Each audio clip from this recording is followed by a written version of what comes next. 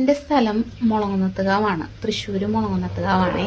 അപ്പോൾ ഈ മുളകുന്നത്തുകാവ് എന്നുള്ള പേര് എങ്ങനെ മുളകുന്നത്തുകാവിന് വന്നത് എന്ന് ഇന്നലെ എൻ്റെ മോൾ എന്നോട് ചോദിച്ചു. അപ്പോഴാണ് എനിക്ക് ഓർമ്മ വന്നത്. എൻ്റെ ചെറുപ്പത്തിൽ അച്ചാച്ചൻ പറഞ്ഞു തന്നിട്ട്, ഓണയാണോ സത്യമാണോ എന്നൊന്നും എനിക്കറിയില്ല, മുളകുന്നത്താവെന്ന് ഇങ്ങനെ പേര് വന്നേന്നുള്ളതാണ് പറഞ്ഞു തന്നെ. സാധാരണ ഈ മുളകുന്നത്താവ് എന്നുള്ള സ്ഥലത്ത് നിറച്ച് മുളകളായിരുന്നു.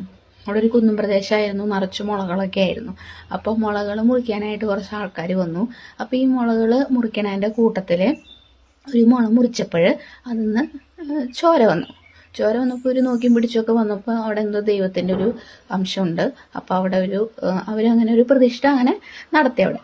അപ്പോൾ അതുകൊണ്ട് അതിന് ശേഷം ആണ് മുളകുന്നത്ത് കാവ് എന്ന പേര് വന്നത് എന്നാണ് പറഞ്ഞു തന്നത് എനിക്ക്. അത് എന്താണെന്ന് എനിക്കറിയില്ല. പക്ഷെ നുണയായാലും സത്യമായാലും കുഴപ്പമില്ല. പക്ഷെ അങ്ങനത്തെ കഥകൾ നമുക്ക് ചെറുപ്പത്തിലൊക്കെ കേൾക്കുമ്പോഴേ എനിക്ക് ഭയങ്കര ഇഷ്ടമാണ്.